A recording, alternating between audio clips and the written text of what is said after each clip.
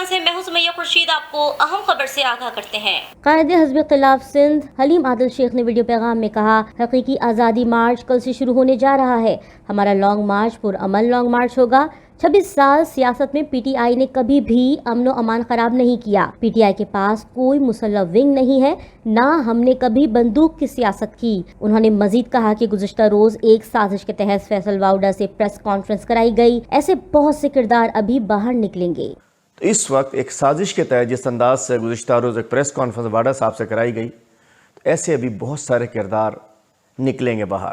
حلیم عادل شیخ نے کہا کہ جب تمام سازشیں ناکام ہو گئی تو اندر سے غدار پیدا کرنا شروع کر دیے ہیں۔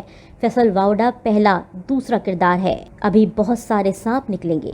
عوام ہوشیار رہے، لانگ مارچ پرامن رہے گا، سازشیں ناکام ہوں گی، پورا ملک حقیقی آزادی مارچ میں نکلے گا، سندھ بھی کسی سے پیچھے نہیں رہے گا، سندھ سے بھی بڑی تعداد میں عوام نکلے گی۔ مزید خبریں دیکھنے کے لیے دیکھتے رہیں وائس پاکستان۔